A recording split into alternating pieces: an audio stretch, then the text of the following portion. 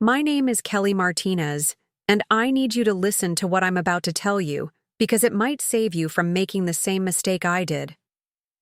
Have you ever trusted someone so completely that you handed them the keys to your entire future, only to watch them drive it straight into a wall? 3 months ago, I discovered that my parents took my $47,000 college fund and gave it to my sister Amanda to start her social media career.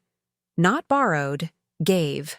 And now, as I'm sitting here in my one-bedroom apartment eating ramen for the fourth night this week, they're calling me every single day begging for help because their perfect plan backfired spectacularly.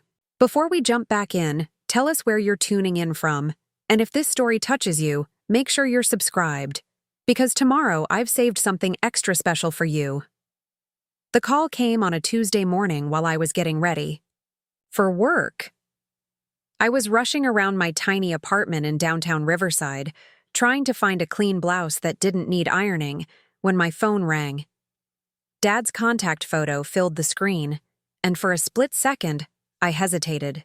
We hadn't spoken in 2 months, not since the incident. But something in me, that stubborn thread of hope that maybe he was calling to apologize, made me answer. His voice was different, strained. The confident, authoritative tone I'd grown up hearing was replaced by something that sounded almost desperate. "Kelly, sweetheart, we need to talk. There's been a situation with Amanda, and we really need your help." The irony wasn't lost on me. They needed my help. The same daughter they'd essentially told 3 years ago that her dreams weren't worth investing in. I should probably start from the beginning, because this story isn't just about a phone call or even about money. It's about the moment you realize that the people who were supposed to protect your future were actually the ones sabotaging it. And it's about what happens when you finally decide to stop being the family's emergency contact and start being your own priority. Growing up in Riverside, I was what you'd call the reliable one. While Amanda was the family's shining star, posting dance videos on TikTok and accumulating followers like trophies, I was the one with the steady grades, the volunteer work, and the clear life plan. I wanted to be a pediatric nurse. Had wanted it since I was 12, and spent a week in the hospital with pneumonia, watching how the nurses made everything feel less scary just by being there. My parents knew this.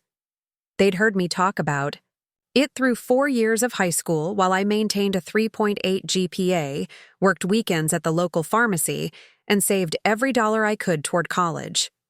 They knew because they were the ones who opened the college savings account when I was 10, promising me that education was the most important investment they could make in my future. That account grew to $47,000 over 8 years. Birthday money from grandparents, summer job earnings, even the $50 here and there that I'd saved from babysitting the neighbor kids. It wasn't just my parents' money. It was mine too. My future, sitting in a bank account with both our names on it, waiting for the day I'd need it to become the person I'd always dreamed of being. Amanda, on the other hand, had different plans. 2 years younger than me, she'd discovered social media in high school and decided that traditional college was beneath her. Why waste 4 years studying when she could make millions as an influencer? She'd show me her phone constantly, scrolling through videos of teenagers her age buying cars and houses with sponsorship money, living in Los Angeles apartments that cost more per month than most people made in a year. Mom and Dad were enchanted by it all. Amanda had this way of talking that made everything sound inevitable, like success was just waiting for her to reach out and grab it. She'd pace around our living room on Maple Street, gesturing wildly as she explained her 5-year plan to become the next big lifestyle influencer. All she needed was startup money for professional equipment, a better apartment for content creation, and maybe a small marketing budget to boost her reach. I remember the exact moment I should have seen it coming. It was last spring, just before my senior year of college. I was home for Easter weekend, and Amanda was showing Mom and Dad her latest video, something about her morning routine that had gotten 50,000 views. Mom was practically glowing with pride, and Dad was asking all sorts of questions about monetization and brand partnerships. Meanwhile, I was sitting at the kitchen table with my laptop, working on applications for nursing school graduate programs, trying to figure out how to make my remaining college funds stretch far enough to cover the additional certification I'd need. Nobody asked what I was working on. Nobody seemed to notice that while Amanda was getting praise for filming herself making coffee, I was planning the next phase of a career that would actually help people. But I didn't say anything, because that's who I was in our family. The steady one. The one who didn't rock the boat or demand attention. I figured my time would come. After all, I had that college fund waiting for me, and parents who'd always told me that education was the key to everything. The first red flag should have been when I couldn't access the account online. It was October of my senior year, and I needed to pay for my nursing certification exam. I'd been putting it off because the fee was steep, but I finally decided it was time to dip into the college fund for something that was, technically, still college-related. I tried logging into the account 3 times before calling the bank. The customer service representative was polite but confused. "Ma'am, this account was closed in August." Preparing and narrating this story took us a lot of time, so if you are enjoying it, subscribe to our channel. It means a lot to us. Now back to the story. The funds were transferred out completely. "There must be some mistake," I told her. "Can you tell me where the money went?" "I'm sorry, but I can only release that information to the primary account holder." My hands were shaking when I called Dad. It took him 3 rings to answer, and when he did, his voice had that careful quality it got when he was about to deliver bad news. "Kelly, I was going to talk to you about this. We had to make some adjustments to your fund.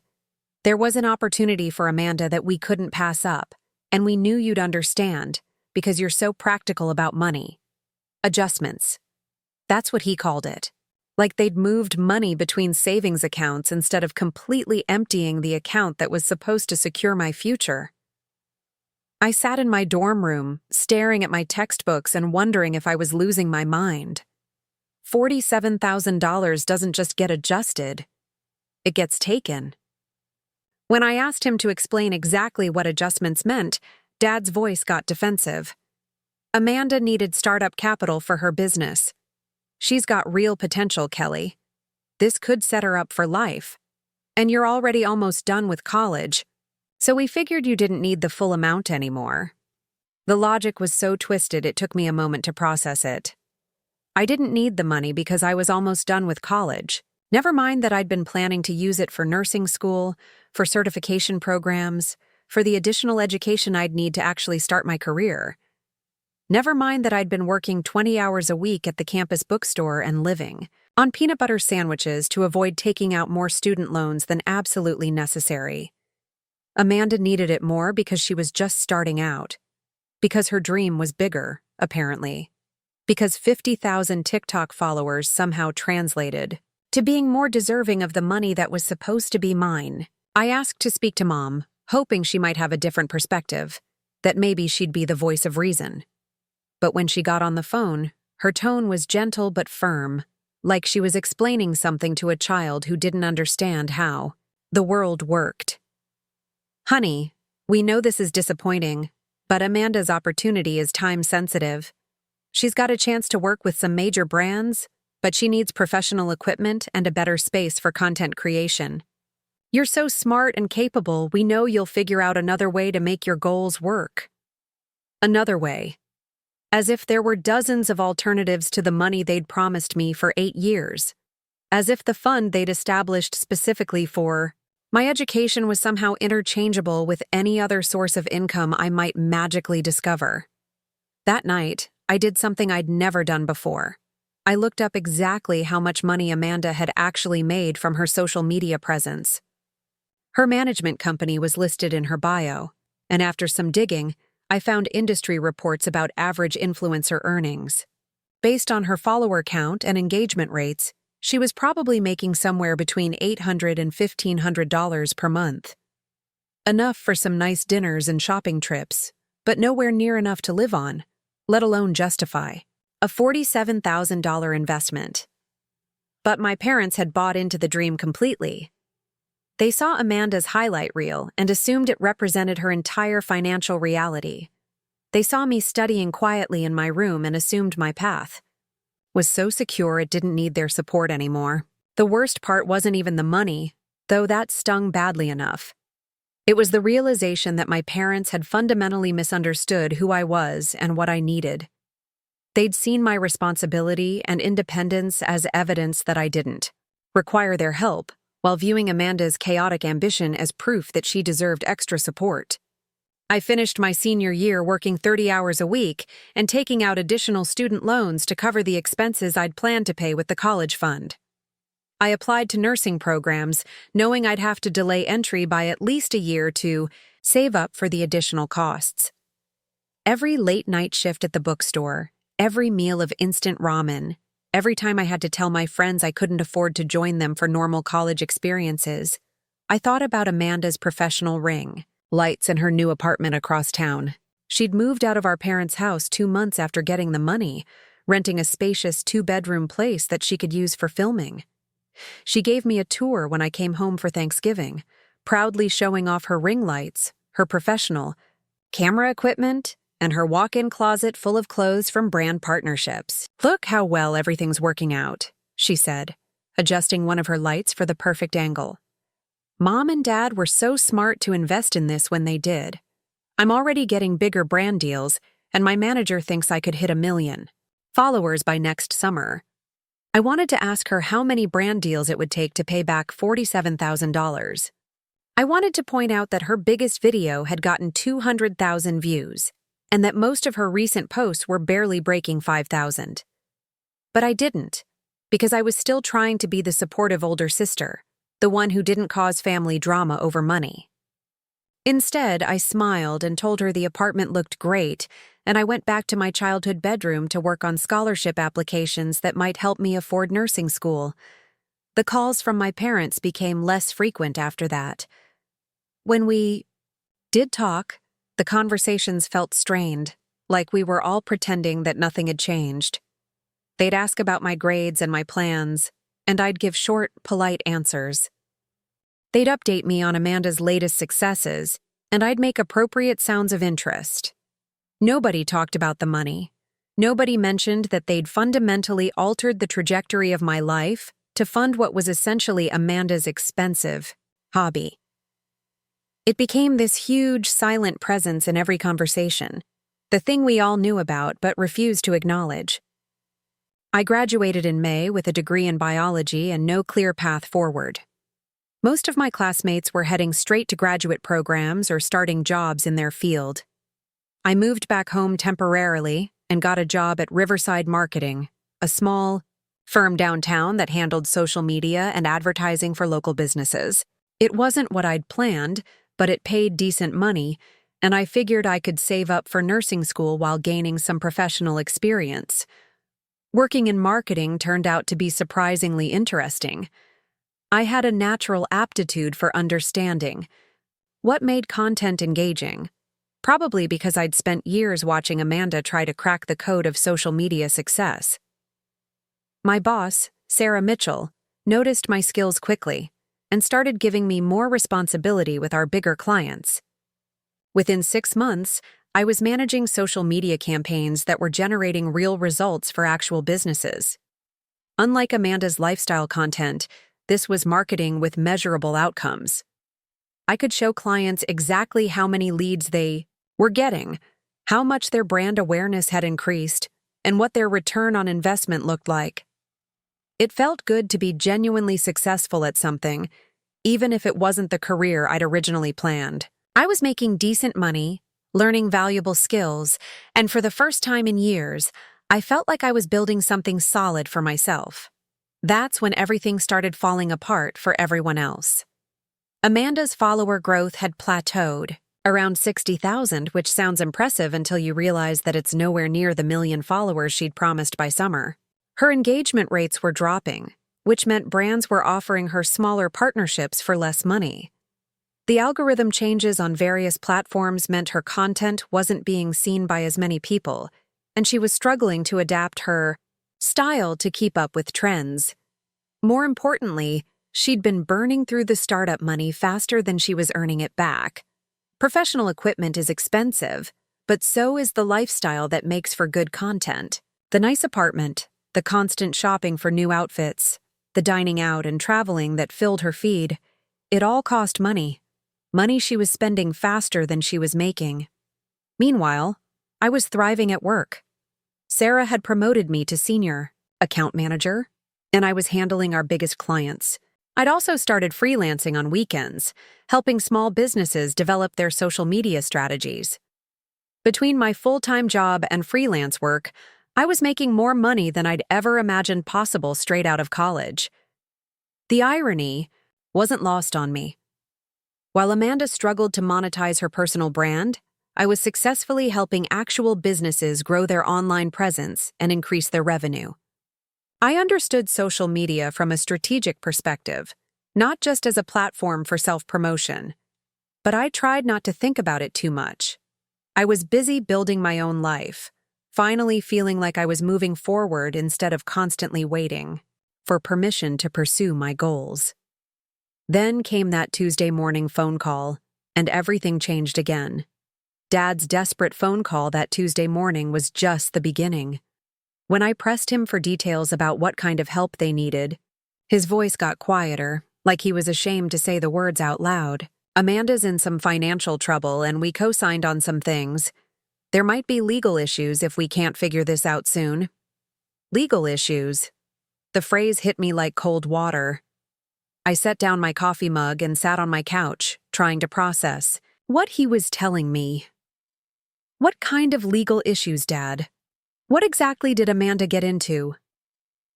There was a long pause before he answered, and I could hear Mom talking in the background, though I couldn't make out the words. It's complicated, Kelly. She took out some business loans using the house as collateral. She was so confident about her income projections, and the numbers she showed us looked really good.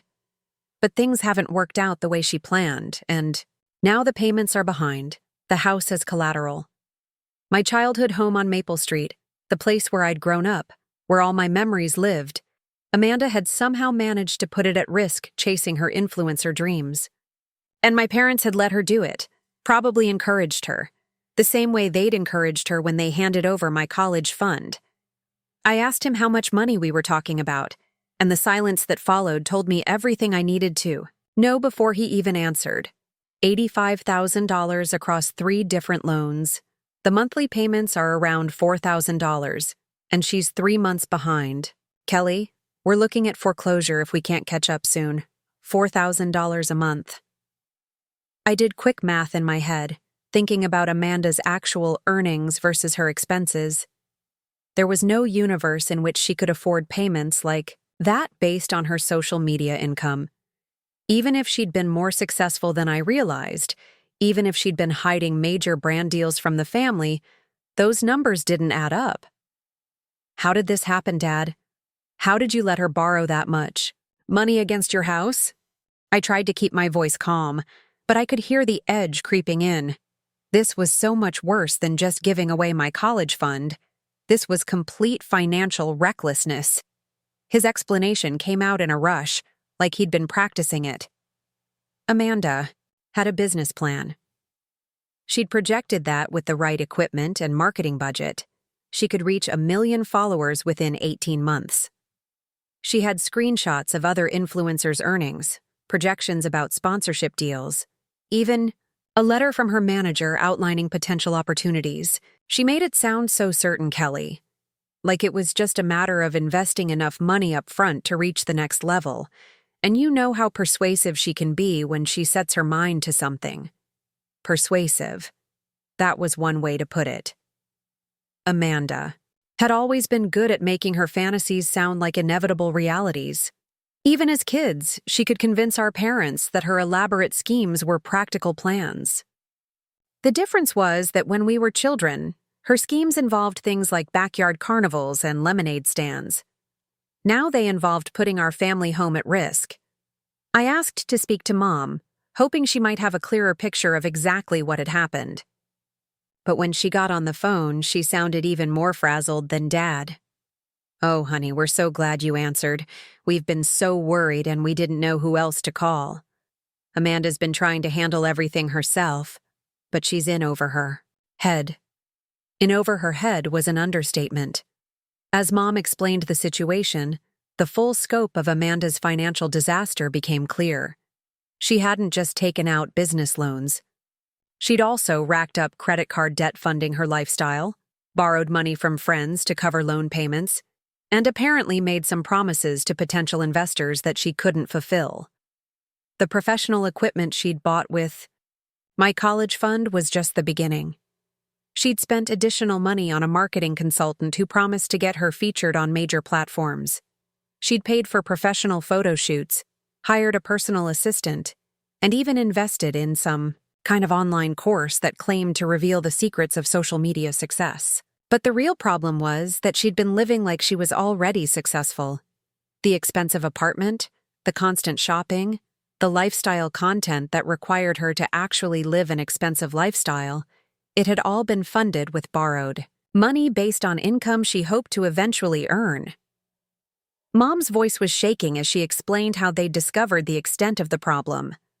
Amanda had been making minimum payments on everything for months, juggling different credit cards and loans to stay afloat. But last month, several payments had bounced, and suddenly everyone was calling at once. The loan companies, the credit card companies, even some of the friends she'd borrowed money from. "We had no idea it was this bad," Mom said. "She kept telling us that everything was fine, that she was just waiting for a big brand deal to come through. We thought the business was growing. Her social media looked so successful. That was the thing about social media, though. It was all highlights. Amanda could post about a brand partnership without mentioning that it paid $300 instead of $3,000. She could show off a new outfit without revealing that she'd bought it with a credit card she couldn't afford to pay off. Her feed looked like success, but behind the scenes, she was drowning. I asked them why they were calling me instead of Amanda handling this herself, and there was another long pause before Dad answered. "She's not answering our calls anymore. We think she's embarrassed, or maybe she's trying to figure out a solution on her own. But Kelly, we can't wait much longer. The foreclosure notice is real, and we don't have any options left. The house I'd grown up in, where I'd studied for countless tests, where I'd dreamed about becoming a nurse, where I'd carefully saved money for college while Amanda filmed TikTok videos in the next room, that house was about to be taken away. Because my parents had prioritized her dreams over basic financial responsibility. I told them I needed time to think, and I'd call them back. I spent the rest of that day at work in a fog, mechanically managing social media campaigns while my mind raced through everything they'd told me. During my lunch break, I did some research into Amanda's actual social media presence, looking at it with my professional marketing eye instead of through the lens of family obligation. The numbers were even worse than I'd suspected. Her engagement rates had been declining for months. Most of her recent posts had fewer than 1,000 likes, despite her 60,000 followers. Her comments were mostly from spam accounts and a few dedicated fans who seemed to be mostly teenagers without spending power. From a business perspective, Amanda's social media presence was what we'd call a vanity metric success. It looked impressive, on the surface, but it wasn't generating real value. The brands that had initially been interested in working with her had moved on to influencers with better engagement rates and more authentic connections with their audiences. I also looked up some of the other influencers she'd mentioned as inspiration for her income projections. Most of them had been building their audiences for years before reaching the kind of earning potential she'd assumed she could achieve in months. The ones making serious money were either incredibly unique in their niche, had gotten lucky with viral content, or had transitioned into actual business ventures beyond just posting content. Amanda had done none of that. She'd assumed that having decent follower numbers would automatically translate to income, without understanding that social media success required the same strategic thinking and consistent effort as any other business. That evening, I drove past my parents' house for the first time in months. It looked the same from the outside, but knowing that it was at risk of foreclosure made everything feel different. The garden Mom had been so proud of, the front porch, where Dad used to sit with his morning coffee, the upstairs window that had been my bedroom for 18 years. All of it could be gone soon because they'd bet everything on Amanda's unrealistic dreams. I sat in my car across the street, trying to figure out what I was supposed to do with the information they'd given me. Part of me felt vindicated in a petty way. I'd been right about Amanda's prospects, right to be skeptical about her business plan, right to feel frustrated when they'd chosen to invest in her instead of supporting my more practical goals. But vindication felt hollow when the consequences were this severe. I didn't want my parents to lose their house, even if their financial decisions had been incredibly poor. I didn't want to see them forced to start over in their 50s because they'd trusted Amanda's optimism over basic math. The next few days were a blur of phone calls and research. My parents called me twice more, each time sounding more desperate. They'd spoken to the loan companies and confirmed that they had very little time to catch up on the missed payments before foreclosure proceedings would begin. They'd also finally managed to reach Amanda, who had apparently been avoiding them, because she was humiliated by how badly everything had gone wrong. She'd been trying to fix the situation herself, reaching out to every contact she had in the social media world, looking for some kind of miraculous brand deal that would solve all her problems at once. But miracles were in short supply, and her contacts were mostly other small-time influencers who were struggling with the same challenges she was facing. The social media landscape was more competitive than ever, and the easy money that some early influencers had been able to earn was largely a thing of the past. Mom called me on Friday afternoon, and this time she was crying. "We don't know what to do, Kelly. The bank called again today, and they're starting the foreclosure process next week. Amanda is talking about filing for bankruptcy, but that won't save the house because we co-signed on everything. Bankruptcy. The word hit me hard because it represented the complete collapse of everything my family had built. My parents had worked for decades to pay off that house, to build equity, to have something solid to pass on to their children. Now it was all going to disappear because they'd chosen to gamble with their security instead of protecting it. I asked Mom what exactly they wanted from me, what kind of help they were looking for. The question seemed to catch her off guard, like she'd been so focused on the crisis that she hadn't thought through what a solution might look like. "Well, we were hoping maybe you could help us figure out what to do. You're so good with money and planning, and we know you're doing well at your job. Maybe there's something we're not seeing, some option we haven't considered. Some option they hadn't considered." I almost laughed, but it came out more like a bitter sigh. The option they hadn't considered was not risking their home on Amanda's business venture in the first place. The option they hadn't considered was supporting both their daughters equally, instead of putting all their financial eggs in one very unstable basket. But that ship had sailed, and now we were dealing with the consequences of decisions that couldn't be undone. I told Mom I'd think about what might be possible and call her back over the weekend. That Saturday, I did something I'd never done before. I made a spreadsheet. I listed all the information they'd given me about the loans, the missed payments, the foreclosure timeline, and the various other debts Amanda had accumulated. Then I calculated exactly what it would take to solve the immediate crisis. The numbers were staggering. To catch up on the missed loan payments and stop the foreclosure would require around $12,000 immediately. To actually solve the underlying problem, to pay off enough of the debt that the monthly obligations became manageable, would take closer to $30,000. $30,000. I had been saving aggressively since starting my job, living in my small apartment and putting most of my income toward building an emergency fund and eventually saving for a house down payment. My savings account had just over $28,000 in it. The irony was overwhelming. I had almost exactly the amount of money needed to fix the crisis that had been created when my parents gave away my college fund. The money I'd saved by working extra hours, by living frugally, by building the kind of financial stability they'd undermined when they chose to support Amanda's dreams over my education, That money could now save their house. But using my savings would mean starting over financially.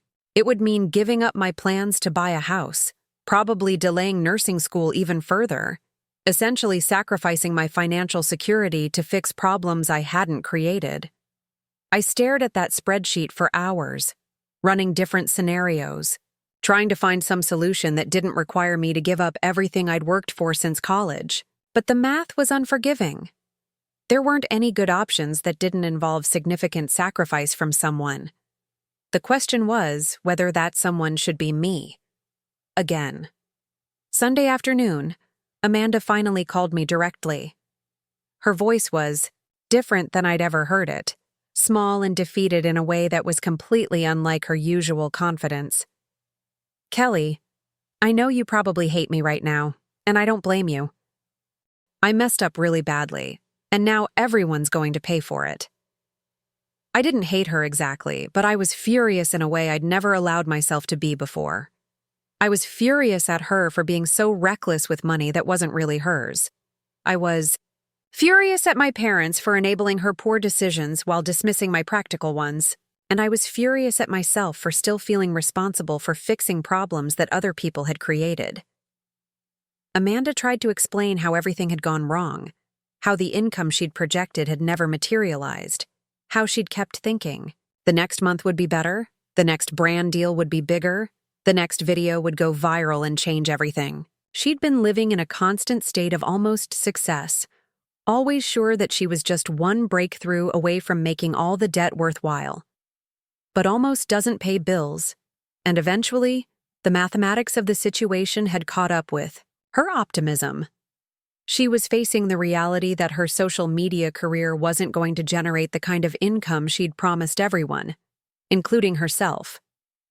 "I know this is really unfair to ask," she said, her voice barely above a whisper, "but do you think there's any way you could help us? I know I don't deserve it, and I know you have every right to say no. But I don't know what else to do." The honest answer was that yes, I could help them. I had enough money in savings to solve the immediate crisis, and probably enough earning potential to help with the longer-term debt management. My job was stable, my skills were in demand, and I'd been successful enough that I could probably take on additional freelance work to supplement my income.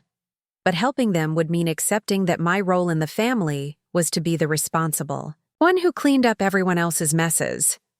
It would mean that my financial stability, my careful planning, my years of working extra hours and living below my means, all of that existed primarily to serve as a safety net for other people's poor decisions.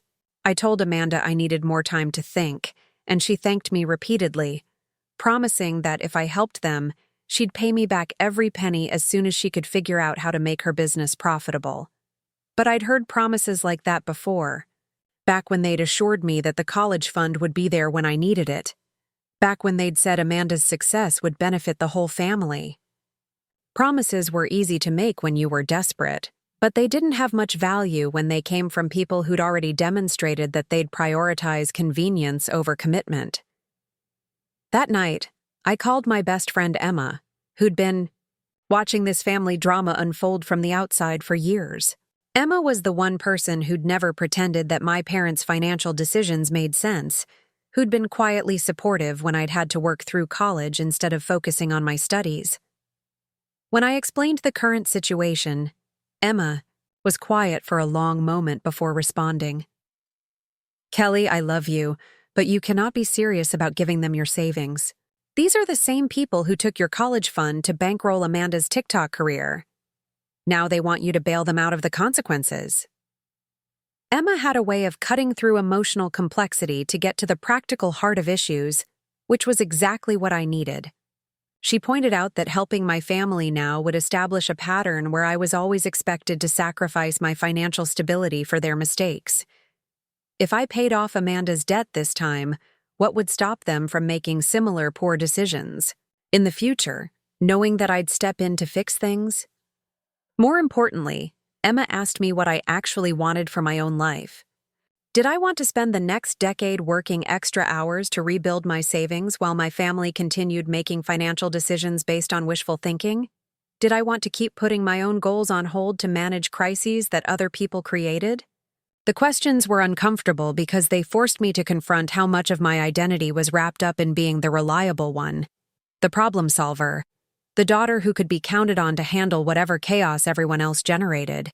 I'd been playing that role for so long that I'd stopped asking whether it was actually serving me or just enabling everyone else to avoid facing consequences. Emma suggested that I think about what my parents would do if I wasn't an option, if I didn't exist or didn't have any money to contribute to their crisis. What solutions would they find then? What resources would they tap? What sacrifices would they make? What creative alternatives would they explore? The answer was that they'd figure something out, because people usually do when they don't have other options. They might have to sell the house anyway and downsize to something more affordable. They might have to declare bankruptcy and start over. Amanda might have to get a traditional job and treat social media as a hobby instead of a career.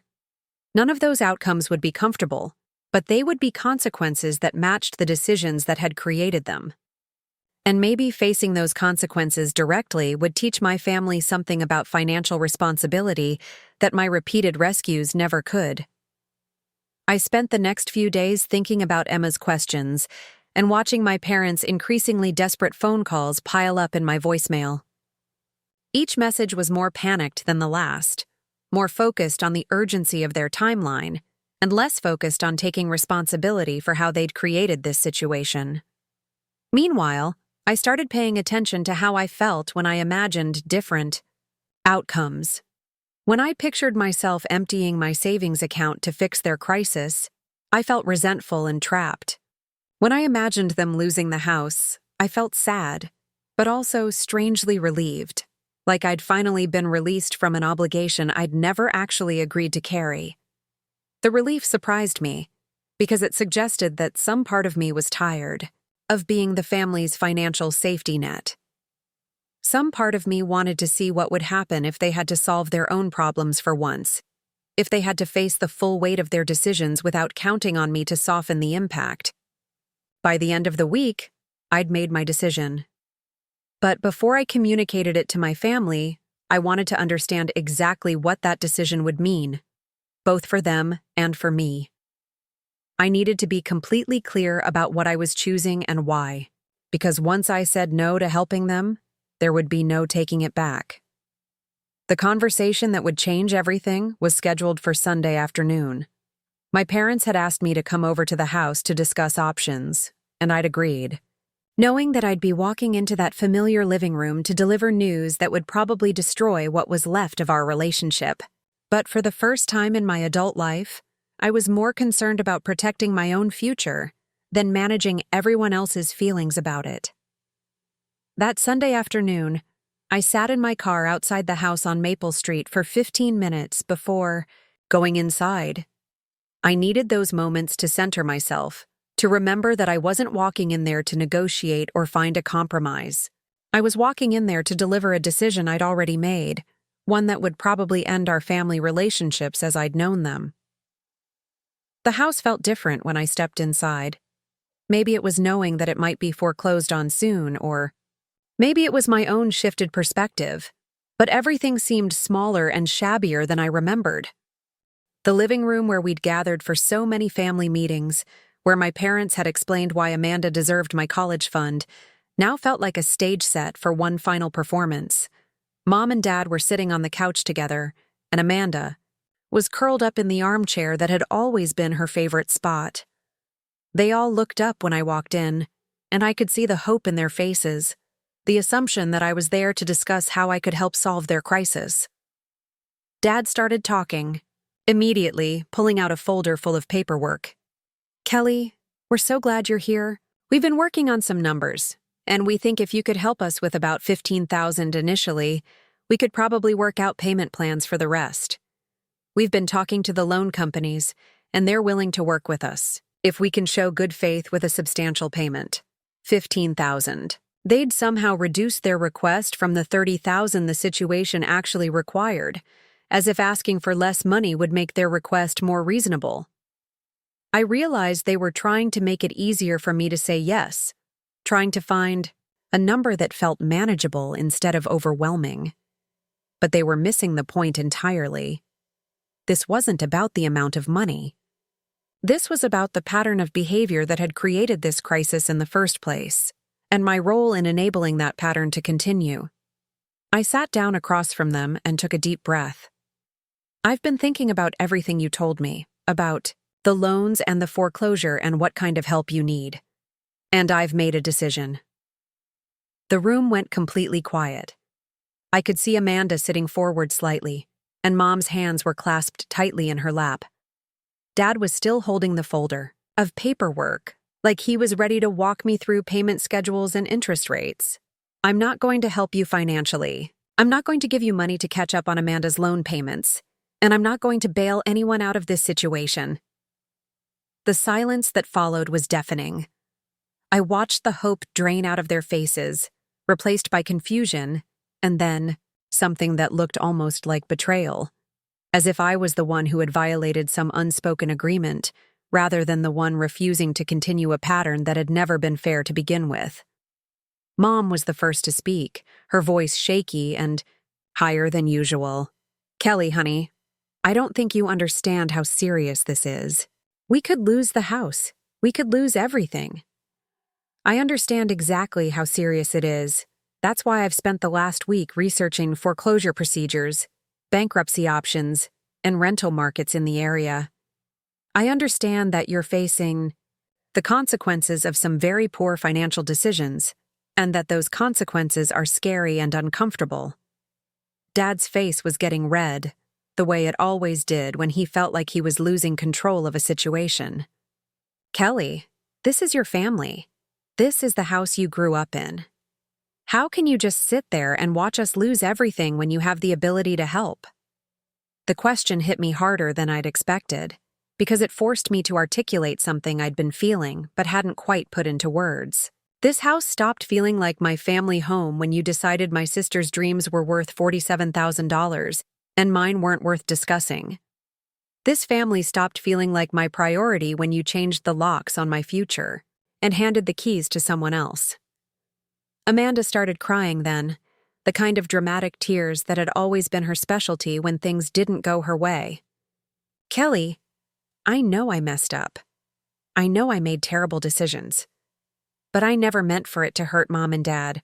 I never wanted them to lose their house because of me." Her tears might have been genuine, but they didn't change the mathematics of the situation. Good intentions didn't pay loan installments, and regret didn't undo 3 years of financial recklessness. More importantly, this wasn't actually about Amanda's mistakes. This was about my parents' decision to enable those mistakes, to co-sign loans they couldn't afford, to risk their home on projections that anyone with basic business sense could see were unrealistic. I told them that I'd spent considerable time thinking about alternatives, ways they could handle the situation without my financial involvement. They could sell the house voluntarily instead of waiting for foreclosure, which would give them more control over the process and, potentially, leave them with some equity. They could explore debt consolidation options that might make the monthly payments more manageable. Amanda could get a traditional job with steady income and treat social media as a side project rather than her primary career. But Dad wasn't interested in hearing alternatives. His voice got louder, more accusatory. "You're being selfish, Kelly. You're punishing us because you're still angry about the college fund." But that was different. That was an investment in Amanda's future. An investment. I almost laughed at the terminology, but there was nothing funny about the way he could reframe their decision to give away my money as something noble and strategic. There was nothing amusing about the way they could characterize my refusal, to repeat their mistakes as selfishness. That college fund was supposed to be an investment in my future. My education, my career, my ability to build a stable life. You took that investment and gambled it on Amanda's hobby, and now you want me to gamble my savings on cleaning up the mess that gamble created. Mom tried a different approach, her voice taking on the pleading tone she'd used when I was a child, and she wanted me to be understanding about some unfairness. "Kelly, we know we made mistakes. We know we should have handled things differently. with your college money. But this isn't about the past. This is about right now, about our family staying together. But it was about the past. Because the past was what had created the present situation. The same thinking that had led them to give away my college fund. The same prioritization of Amanda's wants over practical financial planning. The same assumption that I would always be available to fix whatever problems their decisions created. That thinking was directly responsible for the crisis they were facing now. I explained to them that helping them financially wouldn't actually solve the underlying problem. It would just delay the consequences while reinforcing the patterns of behavior that had caused the crisis. Amanda would still have no sustainable income plan. My parents would still be making financial decisions based on optimism rather than realistic assessment. And I would still be cast in the role of the family member whose job was to sacrifice her own stability for everyone else's mistakes. Amanda wiped her eyes and looked at me with something I'd never seen from her before. Something that might have been genuine desperation rather than manipulative drama. Kelly, what am I supposed to do? I don't have any other skills. I don't know how to do anything besides social media. If I get a regular job, I'll have to start over completely. Starting over completely might be exactly what she needed to do. The social media career she'd built was financially unsustainable and had been from the beginning. She'd been living in a fantasy where follower counts translated directly to income, where brand partnerships were guaranteed to grow over time, where the kind of lifestyle she wanted to portray was actually affordable based on her real earnings. Getting a traditional job would force her to confront the gap between her expectations and reality. It would require her to develop actual skills, to understand how employment and income work in the real world, to build a foundation that was based on something more solid than algorithmic popularity. I suggested that she could work part-time while building her social media presence more strategically, treating it as a long-term project rather than expecting immediate returns. Plenty of successful influencers had started that way, building their audiences gradually while maintaining stable income from other sources. But the suggestion seemed to offend her, as if I was asking her to give up on her dreams entirely. You don't understand what it's like to build an audience. You can't just do it part-time and expect to compete with people who are posting content full-time. The algorithm rewards consistency and frequency. The algorithm also rewarded actual engagement and authentic content, neither of which were improved by posting more frequently. Amanda's problems weren't related to posting schedule. They were related to the fact that her content wasn't compelling enough to generate the kind of loyal audience that translated to substantial income. But pointing that out would have been cruel, and it wouldn't have changed anything anyway. Amanda was going to have to figure out for herself that her approach wasn't working. My job wasn't to manage her career development or help her understand why her business model was flawed. Dad tried one more approach, his voice taking on the authoritative tone he'd used when I was younger, and he expected me to comply with family decisions. Kelly, I'm going to be direct with you. We raised you, we supported you through college, we gave you a place to live after graduation. You owe us something for all of that. The word owe hit me like a physical blow, because it revealed how he actually viewed our family relationships. In his mind, parenting was a transaction. Love and support were loans that accumulated interest over time, debts that children were expected to repay when their parents needed financial assistance. I don't owe you my financial security because you fulfilled your basic parental obligations. You chose to have children, which meant you chose to support those children until they could support themselves. That's not a debt I'm required to repay by bankrupting myself to fix problems I didn't create. The conversation was deteriorating rapidly, and I could see that we were approaching the point where things would be said that couldn't be taken back. But I wasn't going to leave without making sure they understood that my decision was final, that there was no negotiation or compromise that would change my mind. I stood up and looked at each of them in turn. I love you all, but I'm not going to set myself on fire to keep you warm anymore. You made decisions that led to this crisis, and now you need to face the consequences of those decisions without expecting me to absorb the impact. Mom started crying then, not the dramatic tears that Amanda had produced, but the quiet, defeated crying of someone who had run out of options. "Please don't do this to us, Kelly. Please don't abandon your family when we need you most." But I wasn't abandoning them. I was refusing to enable them. There was a difference, even if they couldn't see it. Abandonment would have meant walking away without caring what happened to them. What I was doing was setting a boundary that forced them to take responsibility for their own financial choices.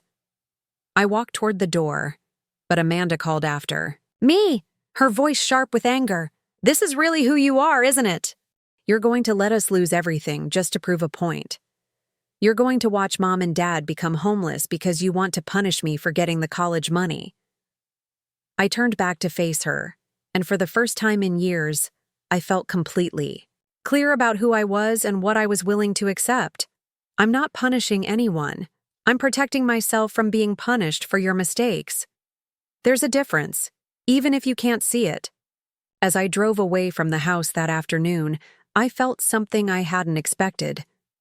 Relief, not happiness, because the situation was genuinely tragic, but relief that I had finally stopped pretending that their financial crisis was my responsibility to solve. The next few days were difficult in ways I hadn't anticipated. My phone rang constantly with calls from various family members who had heard about the situation. Aunt Linda called to tell me I was being too harsh.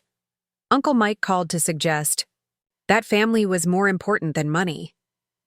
Even my grandmother called, her voice frail but determined, to remind me that family members help each other in times of need. Each conversation was a variation on the same theme.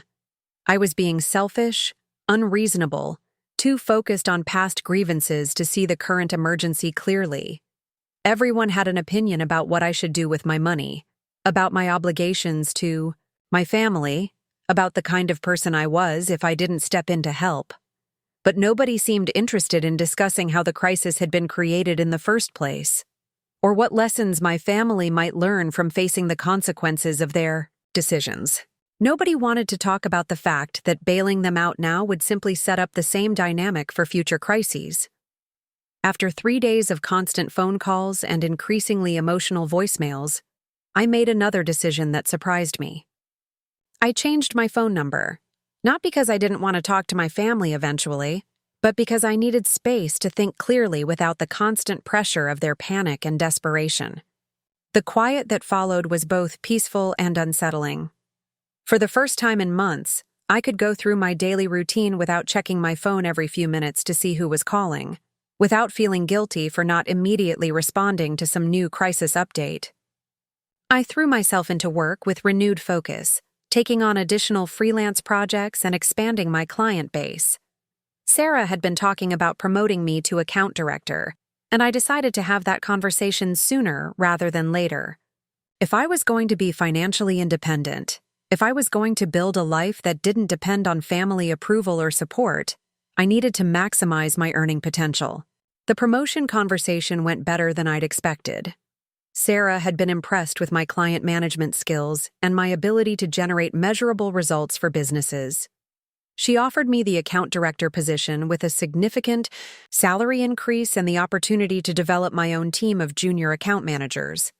The new role would require more responsibility and longer hours, but it would also give me the financial security I needed to make completely independent decisions about my future. For the first time since college, I would be earning enough money to save aggressively while still living comfortably. I also started seeing a therapist, something I'd been considering for months but had never prioritized.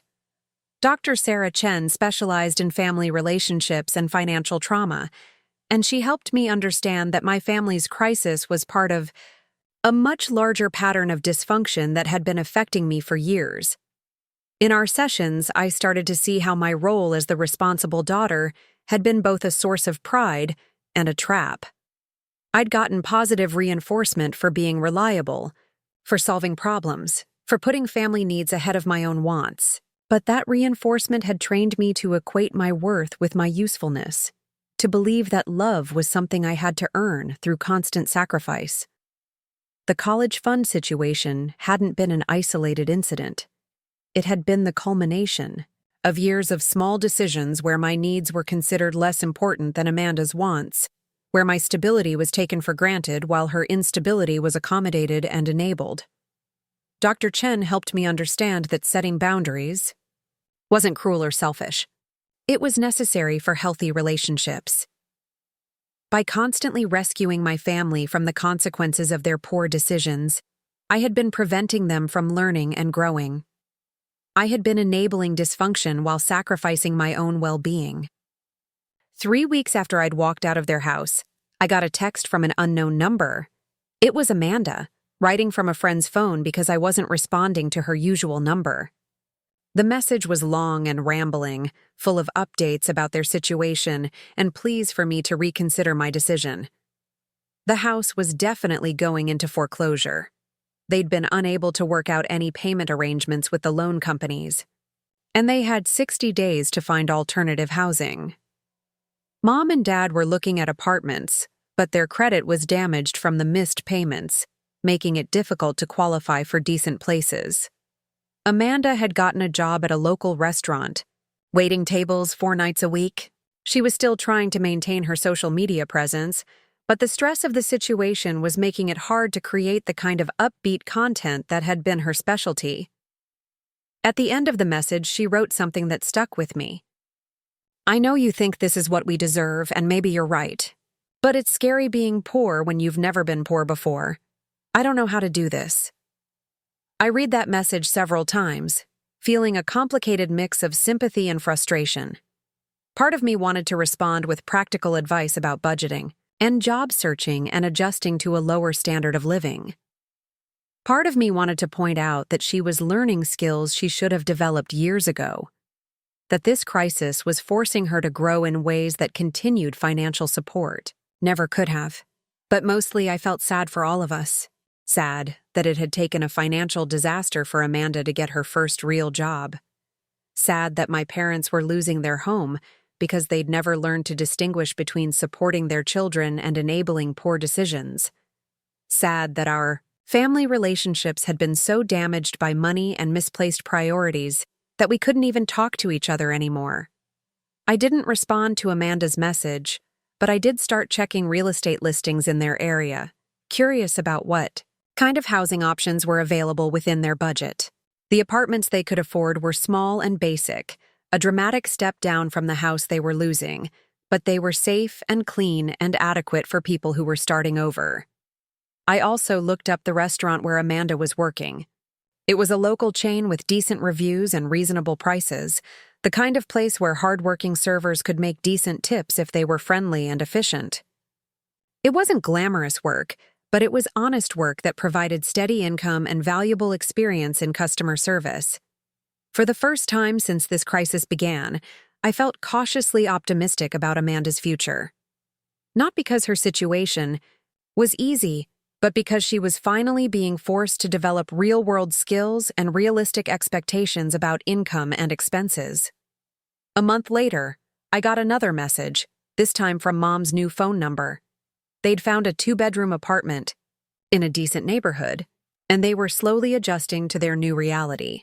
Dad had picked up some part-time consulting work in his field, and Mom was looking into returning to work for the first time in years. Amanda was still working at the restaurant and had been promoted to shift supervisor after proving herself reliable and competent. She was also taking business classes at the community college, trying to develop skills that would help her eventually start a legitimate business. The message ended with an invitation to have coffee sometime, to try to rebuild our relationship without the financial crisis hanging over everything.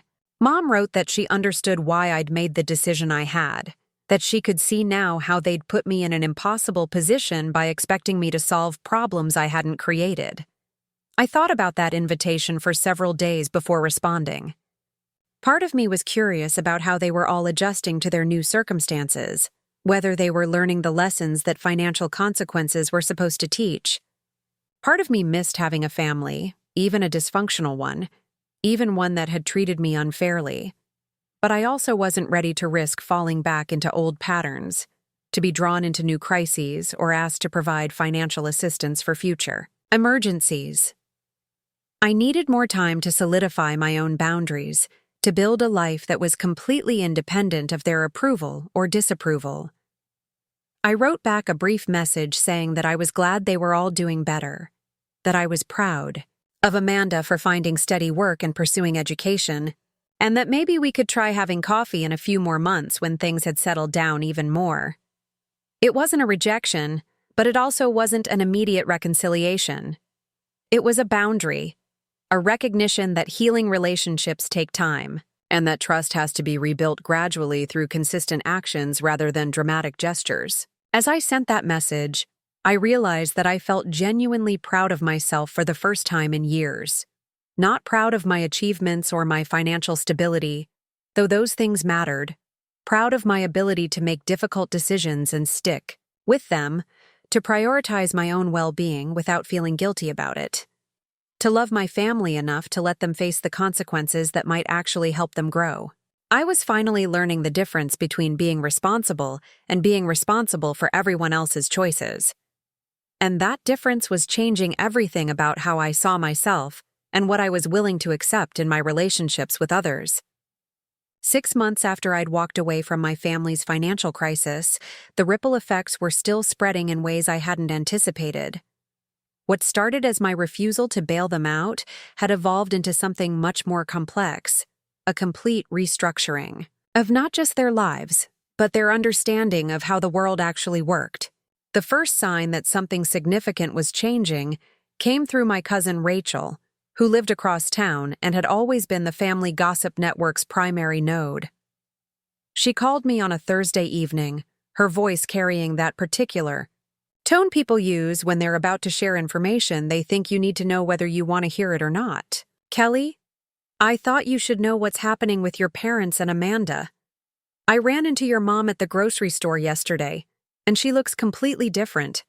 I mean, she's lost weight, she seems tired, but there's something else. She seems more focused, I guess, more serious about everything." Rachel went on to explain that my parents had fully moved into their 2-bedroom apartment, and the adjustment had been harder than they'd expected. Not just financially, though their budget was tight, but psychologically. They'd lived in that house on Maple Street for over 20 years, and suddenly being renters again in their 50s was forcing them to confront assumptions about their financial security that they'd never questioned. Dad had initially struggled with his part-time consulting work, partly because he'd been out of his field for several years while focusing on other ventures, and partly because the market had changed significantly during his absence. The skills that had once made him valuable were outdated, and he was having to essentially restart his career at an age when most people were thinking about retirement planning. But according to Rachel, he was adapting faster than anyone had expected. He'd enrolled in some online courses to update his technical skills, and he was networking aggressively to rebuild professional connections. The desperation of their financial situation had apparently motivated him in ways that comfort never had. Mom had found a job at a local medical office, doing administrative work that utilized her organizational skills, but required her to learn new computer systems and medical billing procedures. Rachel said she seemed almost energized by the challenge, like she'd rediscovered a part of herself that had been dormant for years. And Amanda. Rachel paused when she got to Amanda, as if she was still processing what she'd observed. "Amanda is completely different, Kelly. I stopped by the restaurant where she works, just to see how she was doing, and I barely recognized her. She was efficient, professional, friendly with customers, but not in that performative way she used to do everything. She seemed like she was actually good at the job. This information surprised me more than I wanted to admit. I'd been curious about how Amanda was adjusting to regular employment, but I'd also been somewhat skeptical about whether she could sustain the kind of work ethic that restaurant service required. Amanda had never shown much patience for tasks that didn't provide immediate gratification or social media content opportunities. Rachel continued her update, explaining that Amanda had not only kept her restaurant job, but had been promoted twice in 6 months. She was now assistant manager for the evening shift, which came with additional responsibilities and better pay. More significantly, she'd apparently stopped trying to maintain her previous social media presence and was instead focusing on building actual job skills. The community college classes Rachel mentioned were in business administration, with a focus on restaurant management. Amanda was apparently considering the hospitality industry as a legitimate career path rather than just a temporary stopgap, while she figured out how to monetize her online presence. But the most interesting detail Rachel shared was about Amanda's social media transformation. Instead of completely abandoning her online presence, she'd pivoted to sharing content about working in food service, budgeting on a tight income, and adjusting to a more modest lifestyle. Her follower count had dropped significantly, but her engagement rates had improved because her content was more authentic and relatable. She's not making money from it, but she's connecting with people in ways she never did when she was trying to sell the influencer lifestyle. It's like she finally found her actual voice instead of performing what she thought people wanted to see. This information sat uncomfortably with me because it suggested that the consequences I'd allowed my family to face were actually helping them in ways that my financial support never could have. They were developing resilience, practical skills, and realistic expectations about money and work. They were becoming more competent adults because they'd been forced to function without a safety net. But it also made me question whether I could have handled the situation differently, whether there might have been ways to help them learn these lessons without the trauma of losing their home and starting over financially. The doubt was troubling, because it suggested that maybe my decision had been unnecessarily harsh, motivated more by anger than by genuine concern for their long-term well-being. Dr. Chen helped me work through these complicated feelings during our sessions. She pointed out that my family's current growth was happening precisely because they were facing real consequences for their financial decisions. If I had bailed them out, they would have learned that poor planning and unrealistic expectations could be resolved through my intervention, which would have made similar crises more likely in the future. The fact that they're thriving now doesn't mean you made the wrong decision then. It means they had capabilities they weren't accessing, while they had the option of relying on you to solve their problems. Your refusal to rescue them created the conditions where they could discover their own competence. This perspective helped, but it didn't completely resolve my complicated feelings about watching my family struggle. Intellectually, I understood that struggle could be productive, that people often don't develop their full potential until circumstances force them to do so. Emotionally, it was still difficult to know that people I loved had gone through genuine hardship, partly because of decisions I'd made. The situation became more complex when I started hearing updates from other sources. Emma mentioned seeing Amanda at a networking event for young professionals, where she was apparently making connections in the local restaurant and hospitality industry. My former coworker Janet ran into Dad at a continuing education workshop, where he was learning about new software systems in his field. These weren't people struggling to survive anymore. These were people actively working to improve their situations, developing skills and connections that would serve them well in the long term. They'd moved beyond crisis management to actual planning and growth. But the most significant update came from an unexpected source. My high school friend Marcus, who'd always stayed in touch with local news and gossip, told me that Amanda had been featured in a local newspaper article about young entrepreneurs who were building careers in the service industry.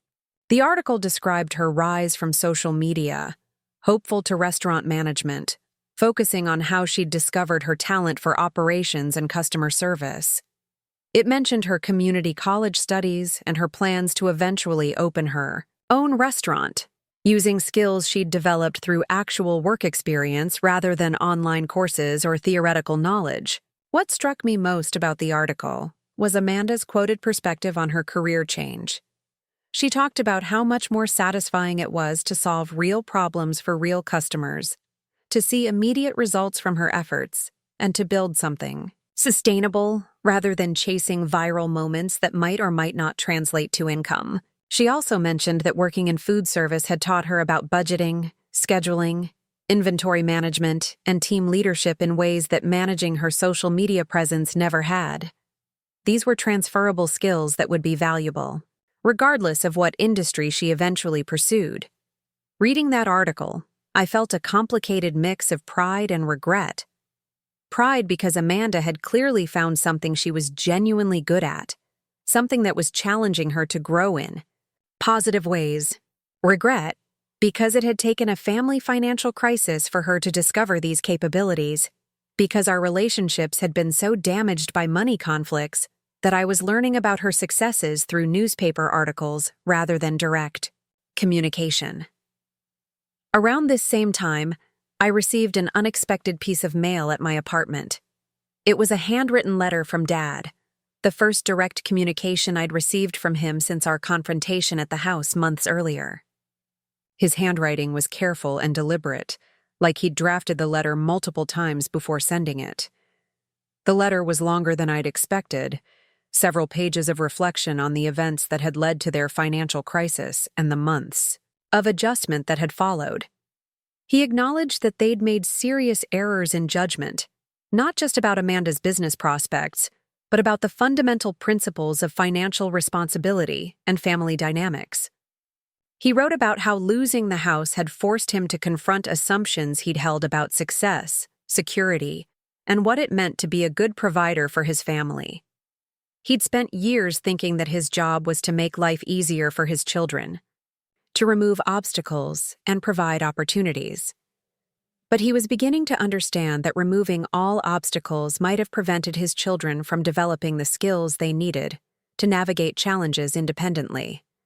The part of the letter that affected me most was his acknowledgement of how they'd treated me throughout the college fund situation and its aftermath. He wrote that he'd finally understood how unfair it had been to expect me to sacrifice my financial security to fix problems created by their poor decisions. He recognized that they'd taken my reliability for granted while indulging Amanda's impulsiveness, creating a family dynamic that was fundamentally inequitable. But the letter wasn't just an apology. It was also an update on how their lives were progressing and an invitation to gradually rebuild our relationship without the financial complications that had previously defined our interactions. He wanted me to know that they were becoming financially stable again, not through any get-rich-quick schemes or external assistance, but through steady work and careful budgeting. More importantly, he wanted me to know that they'd learned to see me as a person with my own goals and needs, not just as the reliable daughter whose job was to manage family crises. He understood now that expecting children to financially support their parents' mistakes was inappropriate and damaging to family relationships. The letter ended with a simple request. He asked if I would be willing to meet for coffee sometime, not to discuss money or ask for anything, but just to begin the process of rebuilding our relationship on healthier foundations. He emphasized that there was no pressure, that he would understand if I wasn't ready for that step, but that he missed having me in his life. I read that letter several times over the course of a week, analyzing every sentence for signs of manipulation or hidden agendas. But it seemed genuine in its acceptance of responsibility and realistic in its expectations. It didn't minimize the damage that had been done to our relationships, and it didn't suggest that everything could go back to normal simply because they'd learned some hard lessons. I discussed the letter with Dr. Chen, who helped me think through what kind of relationship I might want to have with my family going forward. She emphasized that I had no obligation to reconcile simply because they'd apologized or because they were doing better financially. Rebuilding trust would require consistent actions over time, not just words of regret about past mistakes. But she also helped me recognize that my own healing might benefit from eventually having some kind of relationship with my family, provided that relationship was based on mutual respect and realistic boundaries. Complete estrangement could be just as limiting as the dysfunctional dynamic we'd had before, if it prevented me from moving beyond the anger and hurt that had driven my initial decisions. After considerable thought, I decided to respond to Dad's letter with a brief note acknowledging his apology and expressing cautious willingness to meet for coffee in a few weeks. I emphasized that I wasn't ready to resume regular family contact, but that I was open to taking small steps toward rebuilding trust if they continued to demonstrate the changes in perspective that his letter suggested. The coffee meeting, when it finally happened, was more comfortable than I'd anticipated. Dad looked older and more tired than I remembered, but also more grounded somehow. He talked about his work with genuine enthusiasm, describing the challenges of updating his skills and the satisfaction of solving complex technical problems again. He asked thoughtful questions about my job and my life, showing interest in my experiences rather than just looking for opportunities to share family news or request assistance. It was the first conversation we'd had in years where I felt like he was seeing me as an individual rather than as a family role. When the topic of Amanda came up, his pride in her transformation was obvious, but not overwhelming. He talked about her work ethic and her discovery of genuine career interests. But he didn't suggest that her success justified the crisis that had led to it. He seemed to understand that growth through hardship wasn't ideal, even if it had ultimately produced positive results. Toward the end of our conversation, he mentioned that Amanda had been asking about me, wondering if I'd be willing to talk with her sometime.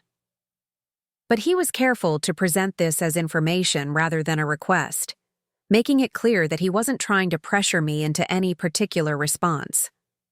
I told him I might be open to that eventually, but that I needed more time to see how everyone continued to handle their new circumstances. I wanted to be sure that the changes I was hearing about were sustainable, not just temporary responses to crisis that would fade once life became more comfortable again. He nodded, seeming to understand that trust would need to be rebuilt gradually. He thanked me for being willing to meet with him and said that he hoped we could continue having occasional conversations as long as I was comfortable with that pace. As I drove home from that coffee meeting, I realized that something had shifted in how I felt about my family situation. I was no longer angry in the sharp, immediate way I'd been during the crisis. The anger had evolved into something more like sadness about time and opportunities that had been lost, mixed with cautious hope that we might eventually build better relationships. But I was also clear that any future relationship would need to be fundamentally different from what we'd had before. I would never again accept the role of family financial safety net, and I would never again prioritize family harmony over my own well-being and goals. 3 months after that first coffee meeting, I got a text from Amanda asking if I'd be willing to visit her at work sometime, just to see what she was doing and maybe talk for a few minutes. The invitation was casual and low pressure, suggesting that she understood I might not be ready for a lengthy or emotionally intense conversation. I was curious enough to accept, and the following week I stopped by the restaurant during a quiet afternoon period. Amanda was in her manager uniform, dealing with a delivery issue when I arrived, and I watched her handle the situation with competence and professionalism that surprised me. When she finished with the delivery problem, she showed me around the restaurant, explaining the operational systems she'd helped implement and the staff development programs she was working on. Her enthusiasm was genuine and specific, focused on concrete problems and measurable improvements rather than the vague aspirations that had characterized her social media career. We talked for about 20 minutes, mostly about her work and her school classes, but also briefly about how different her life had become since the financial crisis. She acknowledged that losing access to easy money had been terrifying initially, but that it had also forced her to discover capabilities and interests she'd never known she had. She didn't apologize for the college fund situation, and I didn't bring it up.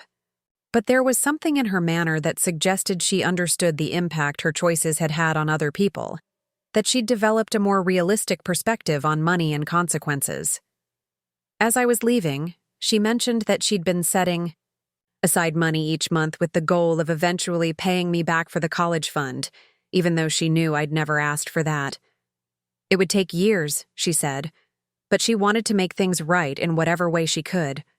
I told her that wasn't necessary, that the money was long gone and I'd moved on from expecting any kind of financial compensation. But her offer meant something to me anyway, because it suggested that she'd internalized lessons about responsibility and fairness that she'd never learned while she had access to easy solutions.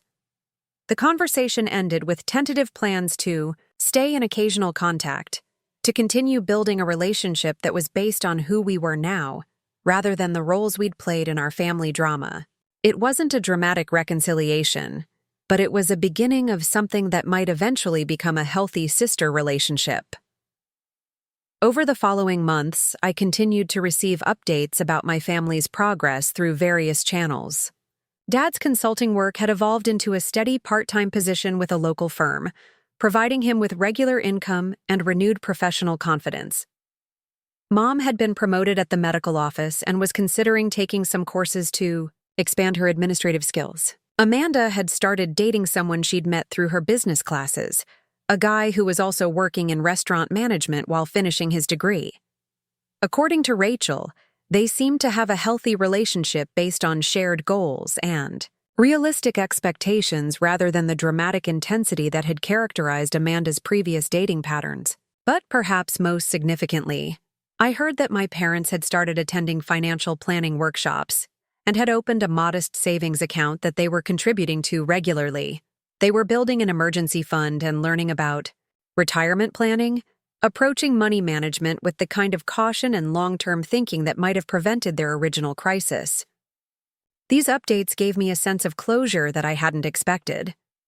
My family was not only surviving the consequences of their poor financial decisions, they were thriving in ways that suggested genuine learning and growth. They'd developed skills, attitudes, and relationships that were more sustainable than anything their previous lifestyle had provided. More importantly, for my own peace of mind, they seemed to be building a life that didn't depend on external rescue or support. They were taking responsibility for their own financial security, making realistic plans, and developing the kind of competence that would serve them well, regardless of what challenges they might face in the future. This transformation vindicated my decision to refuse to bail them out, but it also helped me move beyond the anger and hurt that had motivated that decision. I could see now that my refusal to rescue them had been an act of love, even if it hadn't felt that way at the time. By forcing them to face consequences, I'd helped create conditions where they could discover their own strength and capability. As I reflected on everything that had happened over the past year, I realized that the college fund crisis had ultimately benefited everyone involved, though not in ways anyone could have predicted. My family had learned essential life skills and developed more realistic perspectives on money and work. I had learned to set boundaries and prioritize my own well-being without feeling guilty about it. We were all more competent, more self-reliant, and more honest about our capabilities and limitations than we'd been before the crisis. The relationships were still fragile and would require ongoing effort to maintain, but they were based on more solid foundations than the financial codependency that had previously defined our family dynamics. 2 years after refusing to rescue my family from their financial disaster, I was sitting in my new condo, looking through wedding invitations that had arrived in the mail. Amanda was getting married to Jake, the guy she'd met in her business management classes, and she'd invited me to be part of the celebration. The invitation itself was elegant but modest, printed on quality cardstock, but without the expensive embellishments that Amanda might have chosen during her influencer phase. Everything about it suggested people who understood the difference between meaningful celebration and wasteful extravagance, who had learned to invest their money in things that actually mattered. The wedding was being held at a local venue that Amanda and Jake had chosen because it offered good value and fit within their carefully planned budget. According to the details included with the invitation, they were funding the entire event themselves, without family financial assistance or debt accumulation. It was going to be a genuine celebration of their relationship, rather than a social media performance or financial burden. I had been wondering for months whether I would be invited to Amanda's wedding, and if so, whether I would attend. Our relationship had slowly improved over the past year through occasional texts and brief meetings, but we were still finding our way towards something that felt like genuine sisterhood rather than obligatory family connection. The fact that she'd invited me felt significant, but the bigger question was whether I was ready to be part of a major family celebration. Weddings have a way of bringing out both the best and worst in family dynamics, and I wasn't sure I wanted to navigate that complexity while our relationships were still rebuilding. But as I read through the invitation materials, I found myself genuinely curious about the life Amanda had built. The woman who was planning this modest, thoughtful wedding seemed completely different from the person who had once believed that social media fame was her ticket to easy money and effortless success. I decided to attend, partly out of curiosity, and partly because I realized I was proud of who Amanda had become. Not proud in a condescending way, but genuinely impressed by her transformation from someone who avoided real work to someone who had built a career through competence and persistence. The wedding preparations gave me additional opportunities to observe how much my family had changed. When Amanda asked me to help with some planning tasks, she was respectful of my time and clear about what kind of assistance she needed. She didn't assume I would drop everything to accommodate her requests, and she was genuinely grateful for whatever help I was able to provide. More significantly, when wedding expenses came up in conversation, nobody looked to me as a potential funding source. Amanda and Jake had saved money for months to pay for their celebration, and they were making decisions based on what they could actually afford rather than what they hoped someone else might contribute. This shift in expectations was perhaps the most important change in our family dynamics. I was no longer seen as the person who solved financial problems or covered expenses that other people couldn't manage. I was just Kelly, a family member whose presence was valued but whose wallet wasn't expected to be available for everyone else's needs. The wedding itself was beautiful in ways that had nothing to do with expense or extravagance.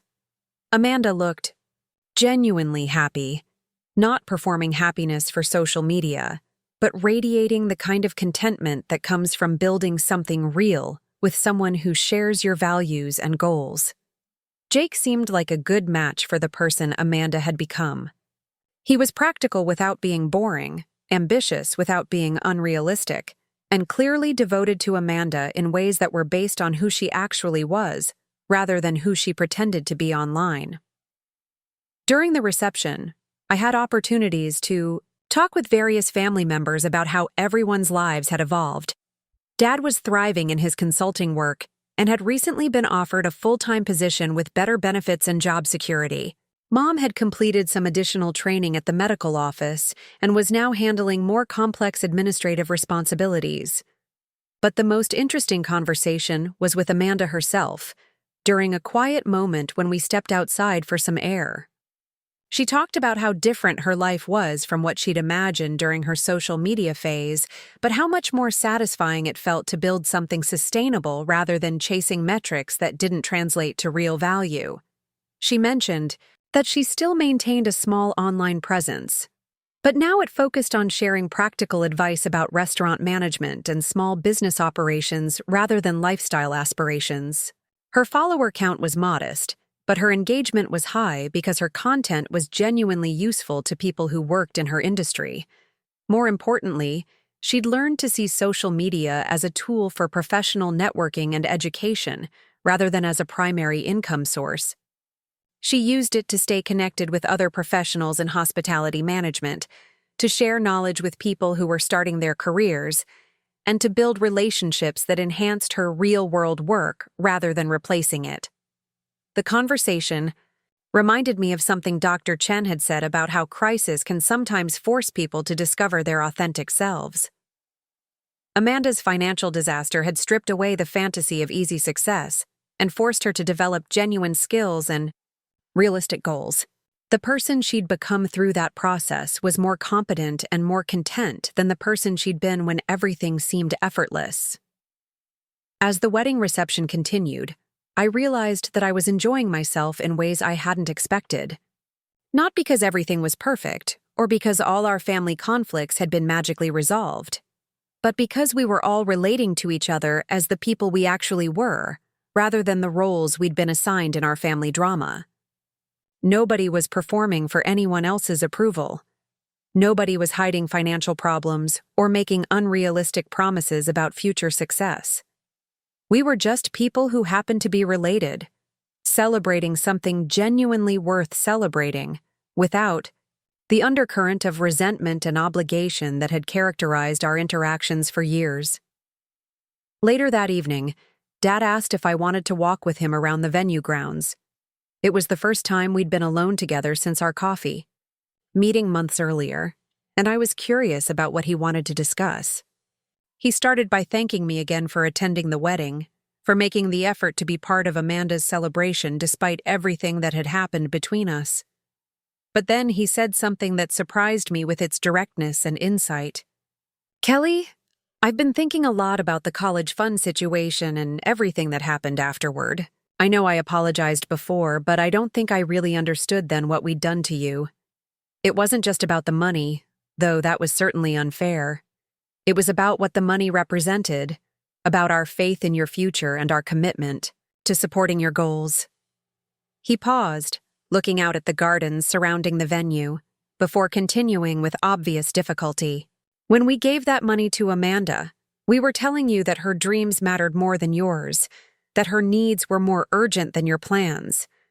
We were saying that you were so capable and reliable that you didn't need our support, while she was so fragile that she needed extra help." This acknowledgement meant more to me than I'd expected, because it showed that he understood the deeper implications of their decision. The college fund hadn't just been about money.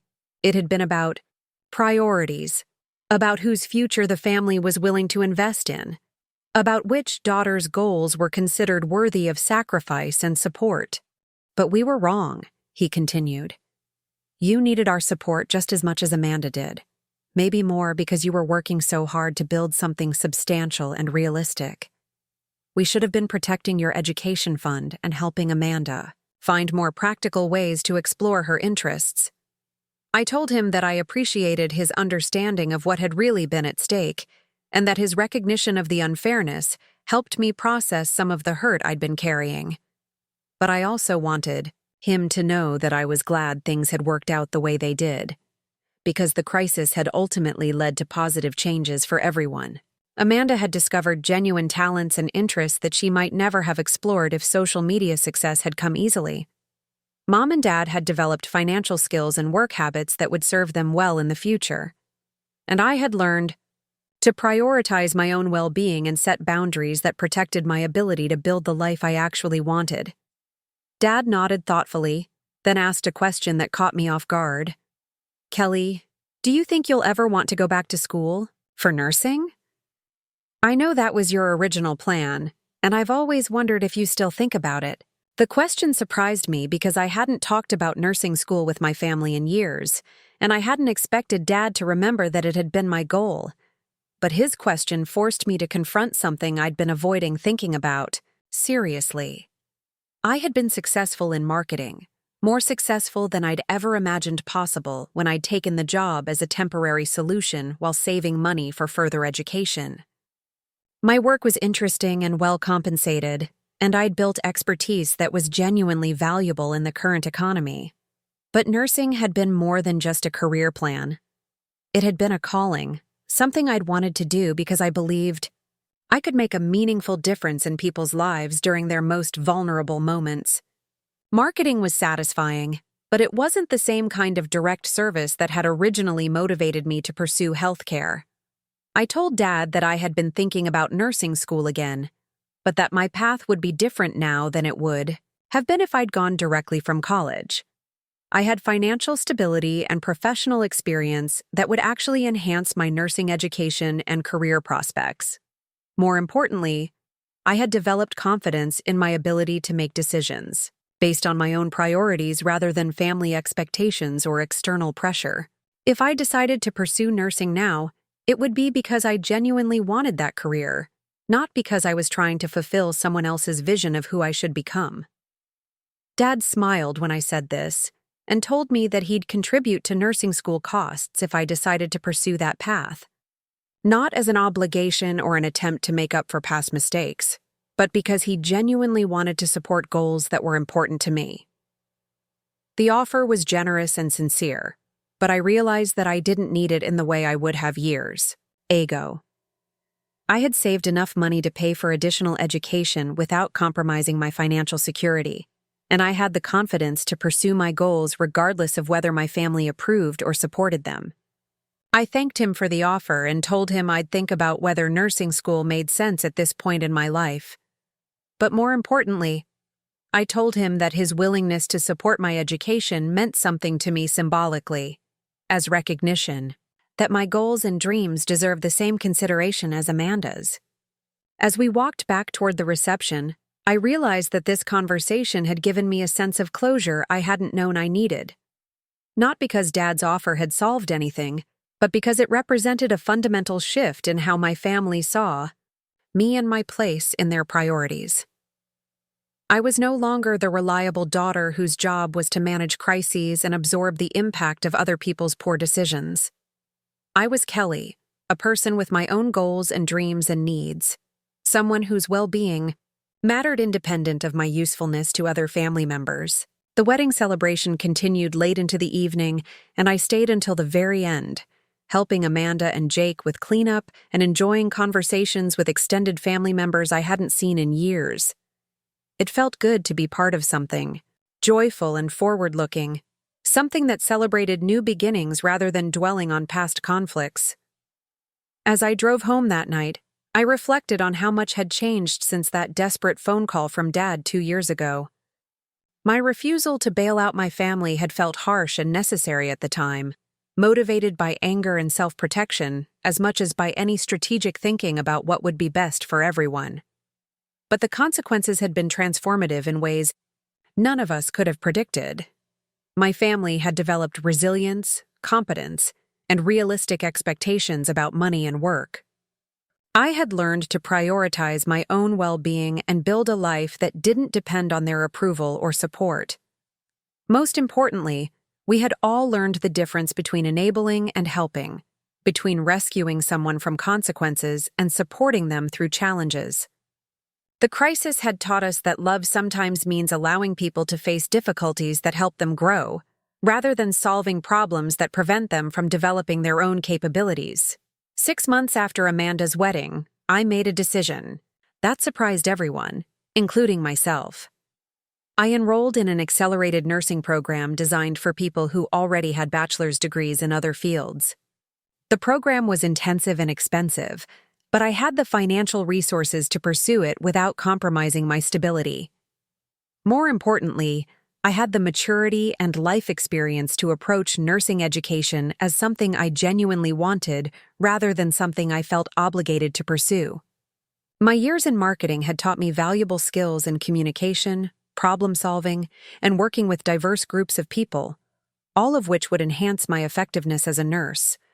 When I told my family about my decision, their support was immediate and enthusiastic. Not because they felt guilty about the college fund situation, but because they could see that this choice was aligned with my authentic interests and values. Amanda offered to help me study, drawing on her own recent experience with challenging coursework and career transitions.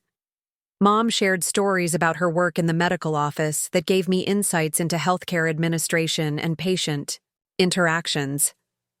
Dad researched nursing career prospects and licensure requirements, providing practical information that helped me plan my transition.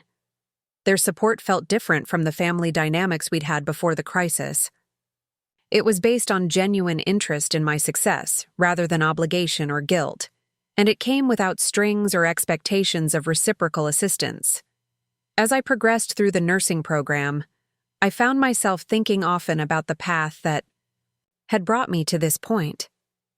If my parents hadn't given away my college fund, if I hadn't been forced to work in marketing for several years, if our family hadn't gone through the financial crisis that taught us all essential lessons about responsibility and boundaries, I might never have discovered this particular route to the career I'd always wanted. The detour had made me a better candidate for nursing school and would make me a more effective nurse. I had financial literacy, professional experience, and emotional maturity that I wouldn't have possessed if I'd followed my original timeline. Most importantly, I had learned to advocate for myself and maintain boundaries, skills that would be essential in healthcare settings.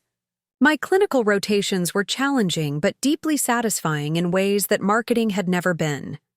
Working with patients during illness and recovery, providing comfort and expertise during vulnerable moments, collaborating with healthcare teams to solve complex problems, this was the kind of meaningful work I'd always imagined doing. The program was demanding enough that I had to reduce my marketing responsibilities, but my employer was supportive of my career transition and offered to keep me on part-time throughout my studies. This flexibility allowed me to maintain some income while pursuing my degree, and it preserved professional relationships that might be valuable if I ever wanted to return to marketing. But more than that, it showed me how much I'd grown in terms of professional competence and personal confidence. I was able to negotiate arrangements that served my needs, maintain relationships that were mutually beneficial, and pursue goals that aligned with my values, all without feeling guilty about prioritizing my own interests. As I approached graduation, from the nursing program, I received an unexpected email from Amanda. She and Jake had decided to open their own restaurant, and she wanted to let me know about their plans before making any public announcements. But more than that, she wanted to thank me for the example I'd set by pursuing my authentic goals despite obstacles and setbacks. Your determination to become a nurse, even when it meant taking a longer path than you'd originally planned, showed me that it's never too late to pursue what you really want. Watching you go back to school while managing your other responsibilities has been inspiring in ways I don't think you realize. Amanda's message reminded me that our individual choices affect the people around us in ways we don't always recognize. My decision to refuse to rescue my family from their financial crisis, my insistence on maintaining boundaries and prioritizing my own well-being, my eventual return to nursing school, all of these choices had created ripple effects that influenced how other family members thought about their own possibilities and limitations. I was no longer just the reliable daughter or the successful marketing professional or the nursing student. I was someone who had demonstrated that it was possible to love your family while still protecting your own interests, to be supportive, without being enabling, to pursue your goals even when the path was longer or more complicated than originally planned. On the day I graduated from nursing school, my entire family attended the ceremony. Seeing them in the audience, cheering when my name was called, felt like the completion of a journey that had begun with conflict and disappointment, but had ultimately led to growth and genuine connection. After the ceremony, we went to dinner at Amanda and Jake's restaurant, which had opened just a month earlier. The food was excellent, the service was professional, and the atmosphere was warm and welcoming. It was clear that Amanda had found her calling in hospitality management, that she'd built something sustainable and meaningful through years of hard work and realistic planning. As we celebrated my graduation and Amanda's business success, I realized that we'd all become the people we were meant to be, but through paths none of us could have predicted. The crisis that had seemed so devastating at the time had ultimately created opportunities for growth and discovery that wouldn't have been possible under easier circumstances. Dad raised a toast that evening, acknowledging how proud he was of both his daughters for building careers that reflected their genuine interests and values, but he also acknowledged the difficult journey we'd all taken to reach this point, the mistakes that had been made, and the lessons that had been learned through facing consequences rather than avoiding them. Mom added her own thoughts about how much stronger our family relationships had become once we'd stopped expecting each other to play predetermined roles. We were relating to each other as individuals rather than as functions, supporting each other's goals rather than trying to control each other's choices. As the evening wound down, Amanda pulled me aside for a private conversation. She wanted to give me something she'd been working on for months, a savings account that contained money she'd been setting aside to reimburse me for the college fund that had been given to her years earlier. I know you said you didn't need me to pay you back, but this feels important to me. Not because I think money can fix what happened, but because I want to acknowledge that your education fund was taken from you unfairly, and I benefited from that unfairness, even though I didn't fully understand it at the time. The amount wasn't close to the original $47,000, but it represented months of careful saving from someone who was still building her own financial stability.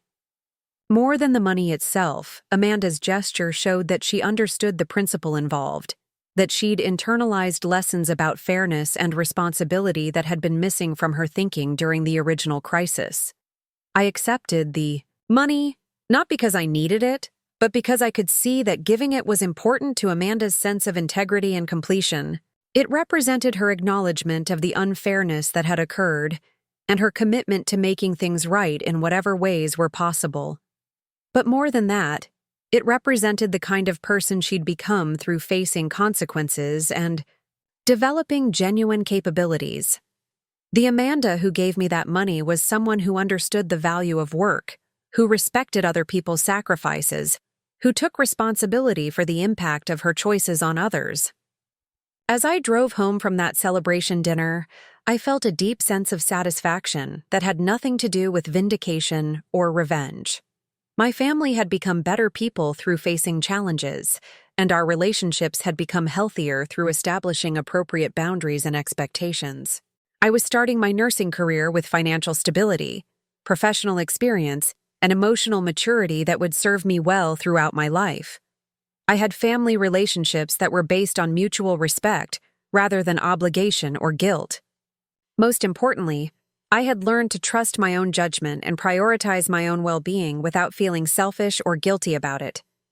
The college fund crisis had taught me that sometimes the most loving thing you can do is allow people to face the consequences of their choices, that enabling poor decisions isn't actually helpful, even when it feels kinder in the moment.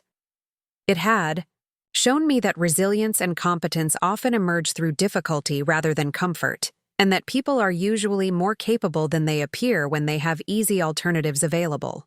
But perhaps most importantly, it had taught me that my worth wasn't dependent on my usefulness to other people, that I deserved to pursue my own goals and protect my own interests even when doing so disappointed or inconvenienced family members. These lessons had been painful to learn, but they had fundamentally changed how I approached all my relationships and decisions. Now, as I begin my nursing career, I carry these insights with me into work that feels genuinely meaningful and sustainable. I'm able to care for patients and families during their most vulnerable moments because I've learned to care for myself without guilt or apology. I can be helpful and supportive without being enabling because I understand the difference between assistance that promotes growth and rescue that prevents learning. The path from that desperate phone call to this point has been longer and more complicated than anyone could have predicted, but it has led to outcomes that are better for everyone involved than the quick fixes we might have chosen at the time. Sometimes the hardest decisions turn out to be the most loving ones, and sometimes the most painful lessons are the ones that create the most positive change. My family learned to be competent and self-reliant. I learned to be boundaried and self-protective. We all learned that love and support don't require financial sacrifice or the absorption of other people's poor choices. These lessons have made us better individuals and created the foundation for healthier relationships going forward.